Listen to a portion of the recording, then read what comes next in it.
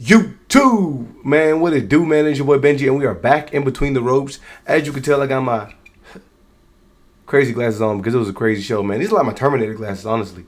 Like, I was kind of feeling like Seth Rollins-esque, but now I'm looking at it, I feel like Cyborg with these joints on.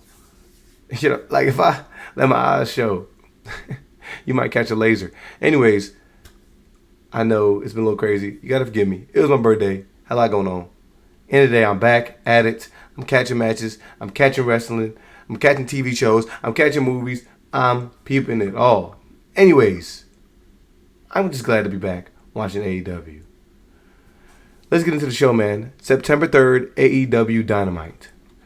So, the show begins as this bald man just interrupts the commentary team who was trying to intro the show. And he's on the mic begging for Darby Allin to show himself. And you know how Darby Allin gets, man. Darby Allin does not hesitate, and these guys get to brawling. This is no regular brawl, though, because Darby Allin is a sicko. This dude runs under the ring after a few crazy moves and grabs a skateboard that's dressed up with thumbtacks.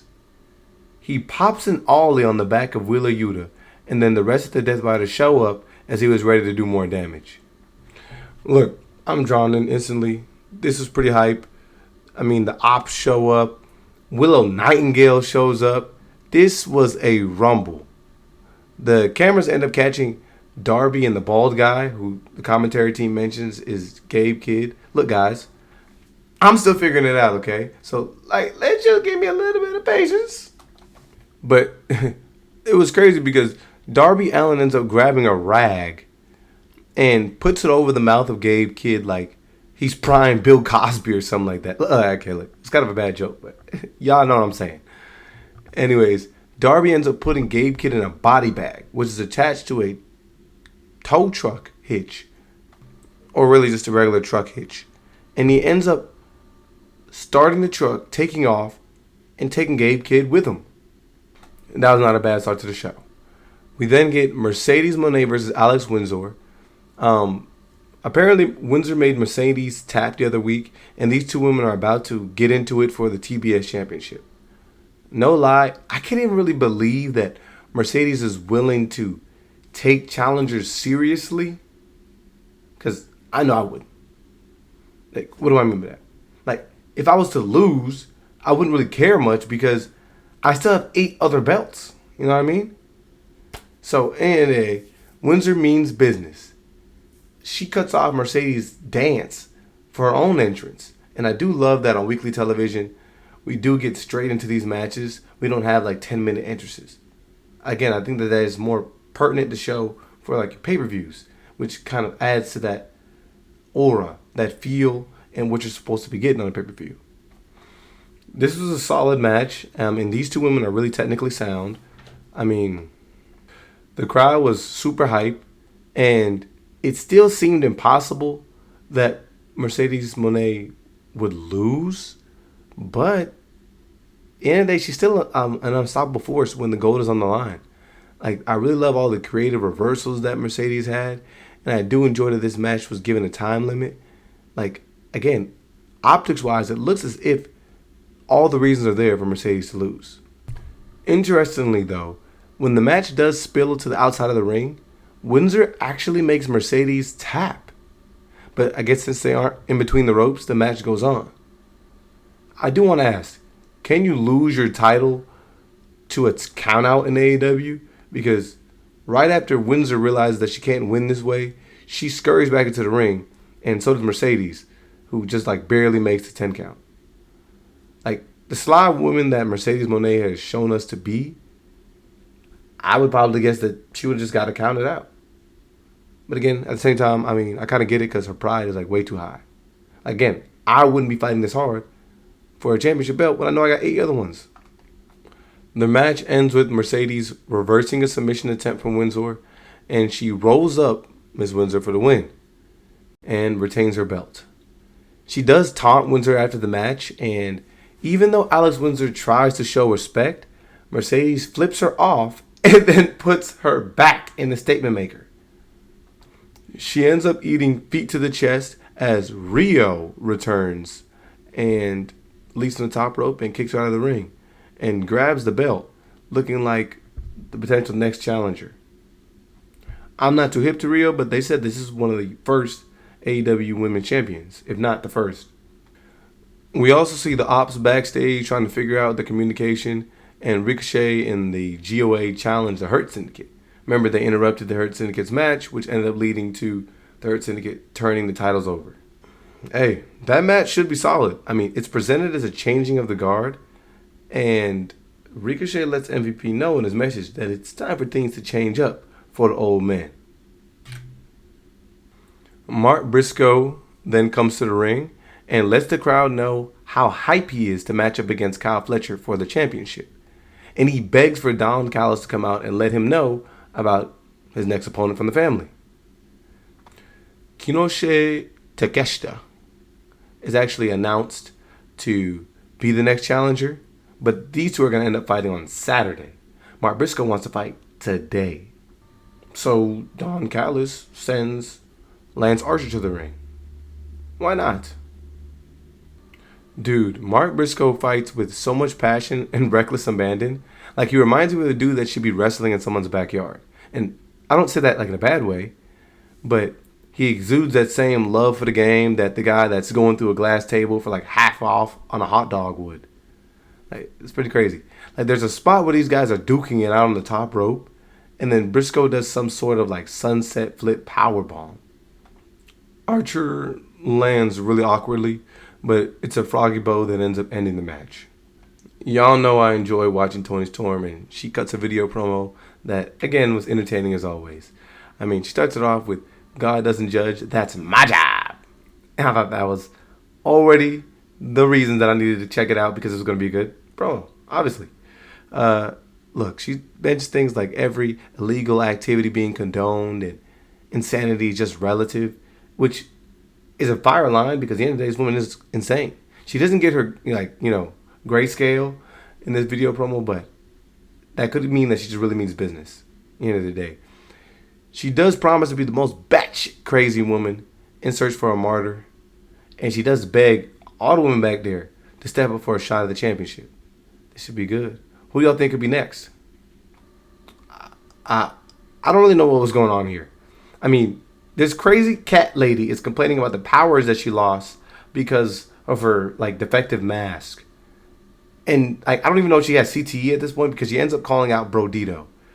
Chris Statlander is actually pretty funny in this segment, just trying to keep the peace and trying to be supportive of this woman, but also it's bro, I'm not really with her. We're not on the same page.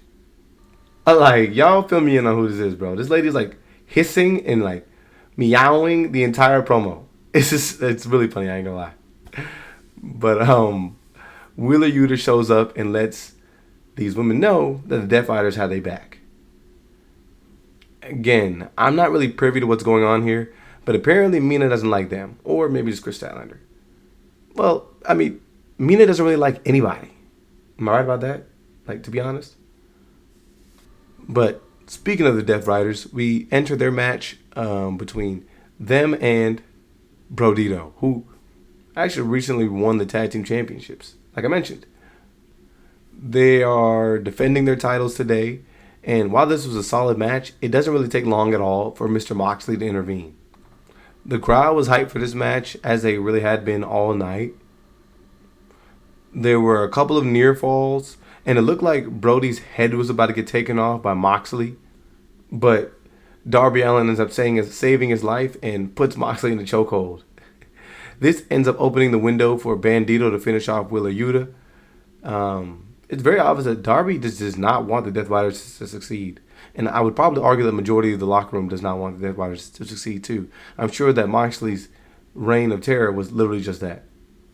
We do get a couple other interesting moments in the show, apparently Okada and Takeshita. Woo. Look, I forgive Mark Briscoe for butchering that name. Anyways, they got beef too. So the Don Callis family might have little cracks in the foundation. That could be interesting. I will tell you, Renee is working hard. She ends up capturing the Hurt Syndicate backstage, and MVP asks What happened to Ricochet? I mean, he's been a whining hater and really just become a joke. He cautions Gates of Agony against following that dude and mentions Ricochet crying about respect. But the difference is that the Hurt Syndicate commands respect. They don't ask for it. I ain't gonna lie. Pretty good promo, as always, when it comes from MVP. I mean, he does mention that he's actually going to be joining these guys in the ring against Ricochet and the Gates of Agony.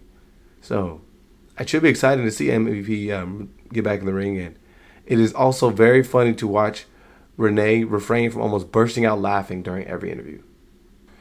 As we return to the ring, Adam Copeland shows up and he's ready to do something, but literally, like, as soon as he walks into the ring, he's attacked by FTR. Christian shows up to try and help him, and a bunch I've never really seen ever before on TV show up, try and break it up, but they end up joining the flurry and eating a couple finishing moves as well as landing a couple punches and blooding some of the guys of FTR. They do mention something too that I think is pretty important. FTR versus Cope and Christian will be in Toronto. That's going to be legendary. FTR will probably also lose that match. Right? Anyways, we finally get to the 8-man tag match, which has plenty of nice names. At the end of the day, the bad guys are under the umbrella of the Don Callis family. And I do like, of course, that the Young Bucks are introduced and announced by name, but the title card does not say their name.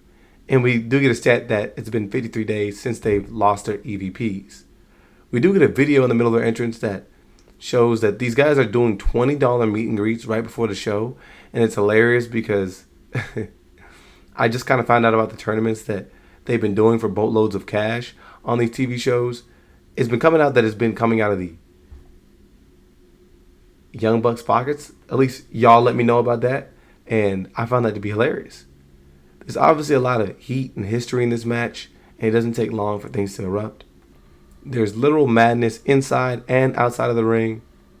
And really, I wouldn't believe that all these guys would just smoothly get along and just wait there on the apron for their turn in order to just duke it out in the ring one-on-one. So, I think it all makes sense that we get plenty of moments of mayhem. I'm not really a fan of multi-man matches that are like just 1 versus 1 the entire time. Like, if it's a 4v4 and 2 guys are just knocked out, or if it's a tag team and everybody's just waiting patiently, especially if you have 8 men and the history that these guys have, it should get crazy. At the end of the day, the Young Bucks may be without the EVPs, but they are incredible as a duo. Like, it's understandable why they have gotten to the point. Obviously, they're founding fathers, but dude, they are good. They're exciting to watch. I really have enjoyed watching Kyle Fletcher too. Again, I know I'm pretty new to things over here, bro, but he's been really good to watch, if you had to ask me. He's got to be one of my early favorites. I mean, this match has pretty much everything that you would want, and the crowd agrees as they chant, "Fight forever, fight forever." Team Don Callis ends up getting the W, and I'm going to remind you guys, this was a crazy main event. Like, this is literally how you do TV. This felt like a pay-per-view match. I mean, the emotions, counters, near falls, big-time moves, and all, and even the interruptions. I mean, madness ends up ensuing after the match, and as the boys end up jumping our champ, Hangman, and Fletcher ends up driving Hangman's head to a chair, the big boys of the Don Callis family end up grabbing a table from under the ring. Kyle Fletcher ends up driving Kenny Omega's head through that joint. Dude, you can feel the hatred in the air as the show credits show up, and it looks like there's going to be many guys that are hurting. Like, this is no joke. Kyle Fletcher made a statement, and so I got to give him more bonus points. The crowd boos Don Callis as the guys stand tall, but at the end of the day, they handle business, bro. That was a crazy spot, dude. All in all, man, I mean, we love to rate things yay, nay, and somewhere in the middle is okay. Honestly, bro, I tried to come into this with, like, no expectations because I've been slacking a little bit in regards to what I've been watching, bro, but this was good. Maybe just a refresh or a breath of fresh air from what I've been watching. But, dude, this was a good episode through and through. Like, get straight to it, I mean, from the jump. When you talk about the episode, And we've got a bunch of fresh storylines. I mean, we've got a bunch of rekindled heat. Good matches. This is a yay episode for me. I'm excited to see what's coming next. I'm going to watch Collision. Now let me know too if y'all want to start seeing me do these things like live, because I did watch like one of the episodes of Raw live, and I watched a pay-per-view, but I don't know how y'all feel about it. Like I could do this live stream here and then drop it on Patreon, or just let me know what y'all want me to do. At the end of the day, solid episode. Give that like button a chop. I'm dropping more content, and I do appreciate each and every one of y'all that's been letting me know great things to check and keep me in the loop. I do appreciate each and every one of y'all's feedback. Y'all keep me going. Let's stay tuned to the next episode. I'm hype, man. Let's get it.